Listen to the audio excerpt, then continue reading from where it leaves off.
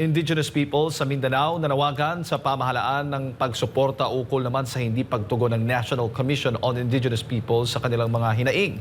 Ilan sa mga ito ay ang kanilang mga reklamo sa kanilang ancestral domains. Land grabbing, maging ang mga complaint letters na ilang taon na walang aksyon at sagot. Ang detalye mula kay Jean Domingo. Ang amo ang pagpaabot una sa amo ang hangyo sa buhatan sa NCIP, partikular sa amo ang ancestral land nga claim sulod sa portion of Tagbina, Surigao del Sur, nga kung mahimo mahatagan og igong pagtagad o igong aksyon sa ahensya, may tungod sa amo ang pag-claim sa maong yutang kabilin tungod kay kini para man sa henerasyon namo nga sumusunod. Akong ipadungog sa inyo tanan ang among mulo sa Barangay Aperolip, Davao de Oro, Moncayo, nga makadagan kami nag-complain dito sa NCIP may tungod sa among problema apan wala nila tagda. Og ikaduha ang among mulo ngadto sa NCIP nga mao na hinuoy gibalidate nila kadtong walay mga clan. Ang ako alang ginaano sa SMI, ang yuta namo imbis na duha ka hektarya himuon na lang nila nga human nagsukat sa una sa NCIP pa, karon ginahimo na lang nila tagwan half hectare na lang sa duha ka hektarya. Mao nang among ginamulo unya karon ginawala nila ang amo ang area. Wala gyud unya maadto mi sa Marbel sa NCIP sa Marbel. Wala jud mi ginaano ingnon pa. Oh, ginaingon pa nila nga dito mo sa ano lang. Unya pati ang mga land tagalan sa SMI. Grabe gyud. Matigsalog ug ubo madubog ata wala may problema. Pero ngano nag-away mami? Nag-create man ang NCIP og sarili niyang matigsalog. Nga gipang-appoint nila nga ambot asa gikan to mga tawhana. Nganong na matigsalog daw nag-claim na sa Marilog. Mao na problema. Nangilog sa yuta, double ceiling, triple ceiling, baligya, kapila ilugon, kapila ibaligya, pamatyon, lain ang pasanginlan. Na ilaram ng problema. Murag nangawat ang tribo, munang giundang gani na muna nga mga buhat. Anto niabot pa sa punto nga tanan na lang nga mga krimen nga mahitabo sulod sa ancestral domain, tribo pasanginlan. Nga priso, daghang nga priso nga tribo senaryo gihimo sa gobyerno. So nay NCIP pero murag ang tabang sa NCIP diha sa tribo sa Kanti 260 sa San Francisco, Agusan del Sur, wala gyud namo mabati. Nakabara may kamalider ng tabang kanami. Nasa 60 leader ng katutubo na kumakatawan sa siyam na IP communities mula sa iba't ibang rehiyon sa Mindanao ang nagtipon sa Davao City upang ipahayag ang kanilang nagkakaisang pagtawag para sa tunay na pagbabago. Hiling ng mga delegasyon ng mga katutubo sa Mindanao Indigenous Peoples Council of Elders and Leaders na tulungan sila sa pag-secure ng dialogo sa 9th Commission ng National Commission on Indigenous Peoples o NCIP upang talakayin ang ilang mga isyu sa komunidad na nagkataong nasa Davao City para sa isang Commission and Bank session.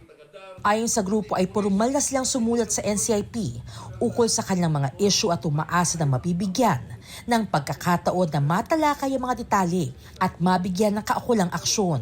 Subalit hindi man lamang ito nabigyan ng pagkakataon o solusyon ng NCIP, kaya naman dinudulugan nila ito sa Execom ng MIPSEL. Nauna na nagsumite ang grupo ng mga kopya ng kanilang pinagsamang liham sa Central Office ng NCIP at sa Central Office ng Commission on Human Rights. Ayon sa dating NCIP chairman, matapos niyang magbitiw sa NCIP, ay pinili na lamang niyang manahimik. Subalit ngayon ay minarapat niyang magsalita sapagkat hindi na umano niya matiis ang mga nangyayari sa NCIP at sa mga katutubo.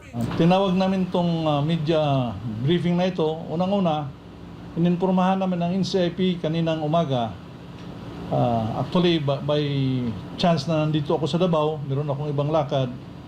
Pero nag-ipon ang mga tribo, walong community ito, galing sa ibang sulok sa Mindanao. At makikiusap nga na makausap man lang ang mga komisyoner dahil nga sa kanilang mga hinaing at problema na dumaan na ng napakaraming buwan at taon at pabalik-balik. Almost 20 plus years na. Nandyan na yung problema, hanggang ngayon, andyan pa rin. So, bilang former chairperson ng NCIP, ako si Allen Capuyan, nasa NCIP ako ng 4 na taon, pero sa advokasya ay nagsimula ako sa 1999 at umalis ako sa militar para paglingkuran ng katutubo. Umalis din ako sa NCIP para balikan ang katutubo at sa paglilingkod. So mag-1 taon na at ilang araw na umalis ako sa NCIP, ako ay nananahimik at palaging sumusuporta sa NCIP. Ngunit sa nangyari ngayon, lalo na sa araw na ito, ay tinext ko lahat na 6 na commissioners, ang executive director, lahat na bureau directors at lahat na division chief. Kahit isa wala nag-reply. Nakiusap po ako na kung pwede bigyan ng panahon ang katutubo na kausapin nila. Walang sumagot kahit isa. Pero sa kabila nito, nilinaw nila na hindi sila humihiling na ma-abolish o tanggalin ng NCIP. Nila nais lamang nilang ma-reorganize ito upang mabigyan ng pagkakataon ng mga IP leaders na mag-endorso ng mga opisyal na suportado ng tribo na handang managot at maglingkod hindi lamang sa pamahalaan, kundi maging o lalong-lalo na sa tribo. Reorganization ang hiningi natin dahil yung mandato ng NCIP ay tama po. Pag ito ay nilipat natin sa ibang ahensya, tandaan natin na kailangan natin ng expertise sa customary laws, customs and traditions. Hindi basta-basta nakukuha yan na skills. Marami dyan sa NCIP na magagaling dyan at mababait. Kung yan ay ilipat natin sa kahit anong ahensya, paano na lang yung familiarity sa customaries? Magsimula ngayon sa zero. Wala akong alam na labanan na nagipaggira sa gitna ng championship ng basketball na palitan mo yung buong team. So, ang aming panawagan ay reorganization. Reorganization na considered lahat na resign or mag-reapply para patas ang laban. At sa pag-reapply nila, dapat meron silang endorsement galing sa isang community. Na doon sa community, sila ay nanumpa na pag sila ay natanggap, ito ang kanilang gagawin na trabaho. Kasi iba yung sa civil service. Ayon pa sa ibang miyembro ng tribo, hindi umano pinapakinggan ang kanilang boses at hindi rin ginagalang ang customary law ng mga katutubo. Ang akong ipaabot unta nga kani madunggan maabot sa atong mga senador, congressman nga panahon na ang kabag-uhan diri sa NCIP. Nganong nangayo kita kabag-uhan kay kaning mga tao karon nga nagpadagan sa NCIP wala nagipulos. Puros na sarili nila nga interes. Nadunggan ninyo ang mga dato karon nagsulti. Sige sila buot-buot butang sa ilang tao. Ang naatay customary law dili na nila sundon, ila nang gibaboy. Karon pangwarta na lang ang utok sa mga tao nga naadya karon sa NCIP. Kining upat ka ancestral domain, pari-pariho lang halos ang ilang problema. Rampant land selling, rampant land grabbing nga ginahimo ra pud sa atong mga pipila ka mga IP leaders nga anaa sa posisyon og uban pa og ang pagpangilog sa yuta o kanang overlapping sa boundaries og uban pa nga mga discrimination nga ilang nahiaguman sa mismong empleyado sa NCIP. Ang tana maaksyonan sa madaling nga panahon kay kung madugay pa basin mahutdan na sila og yuta no sa pagpamaligya ra pud sa atong mga kaubanan nga tribo.